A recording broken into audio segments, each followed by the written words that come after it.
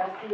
Juste vous remercier d'être venu, d'avoir honoré votre présence à cette première sortie du Groupe international Lomini pour la connaissance des droits humains. C'est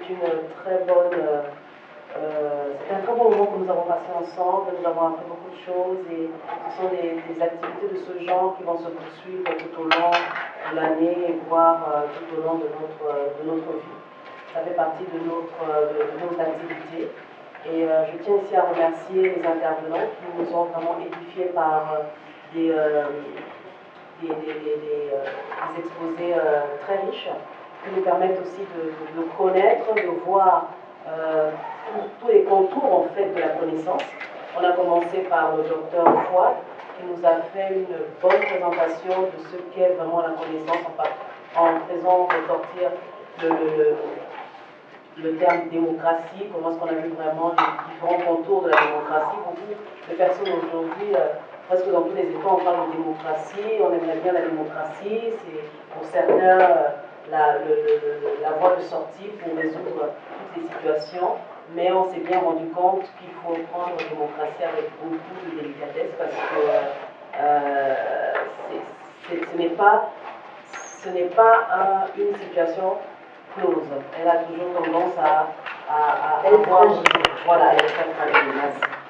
Et nous avons également eu l'opportunité d'entendre Mme Marie-Rémy Hector, qui nous a vraiment édifié sur la culture de toute l'histoire de cet homme qui a joué un rôle important dans l'invention de cette opportunité d'avoir accès à la connaissance pour les déficients aveugles.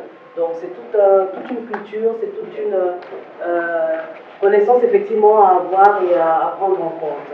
Nous avons vu du côté de Limoges Madame Caroline, qui nous a également fait un brillant exposé sur ce qu'elle fait, comment est-ce qu'elle rend vraiment accessible tous les jours de sa vie, en quelque sorte, la connaissance aux enfants déficients aveugles, en éditant des livres qui leur sont vraiment d'une utilité grande, parce que par le livre, effectivement, ces enfants peuvent avoir un moment de partage avec des enfants qui ne sont pas déficients aveugles. Et on a vu par les exemples qu'elle a donnés, on a vu que c'est vraiment une bonne opportunité pour les uns et les autres de tout simplement communiquer ensemble à travers le livre. Et nous avons terminé avec M. Sekou Edraogo, qui nous a également fait un excellent exposé sur les atouts du satellite, de tout ce qui a trait au satellite. Vraiment, c'était très édifiant, et de voir par son exposé qu'au niveau de l'Afrique, on est encore très loin. Et c'est pour cela que dans toutes les organisations aujourd'hui, l'emphase est mise sur l'Afrique, priorité Afrique, parce que justement, on a encore des besoins qui ne sont pas encore comblés et prioritaires dans l'éducation, parce que c'est par l'éducation que tout passe.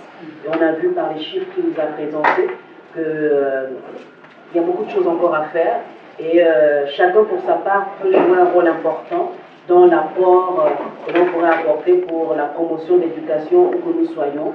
Et nous avons eu quelques outils ici qui nous permettent de promouvoir cette éducation à quelque niveau que ce soit. Donc je vous remercie, et j'ai été très heureuse de vous recevoir, de vous accueillir, et je pense que ce ne sera pas la dernière fois.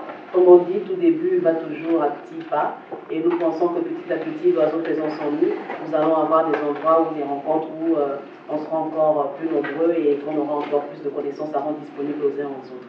Et nous avons bien vu effectivement que tout part par l'éducation, la sensibilisation au niveau de l'intelligence.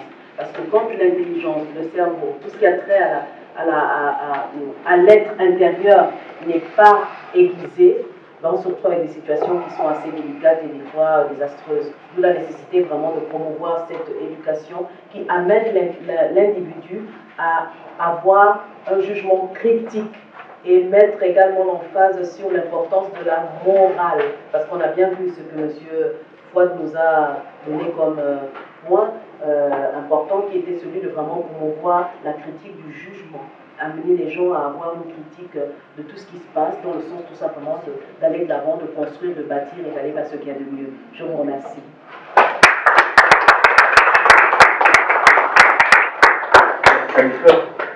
J'ai oublié de dire que j'ai écrit un livre qui est sorti au début d'année, qui s'appelle l'Agence spatiale africaine, vecteur de développement.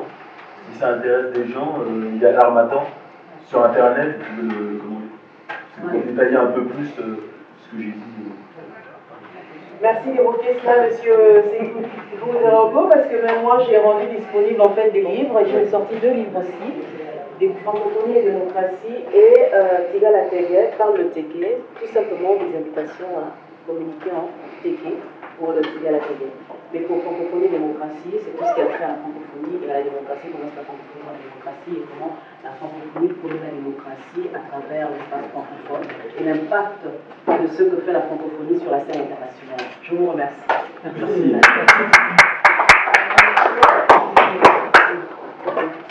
Vous avez une collation, surtout, ne vous privez pas de cela parce que c'est des plaisirs.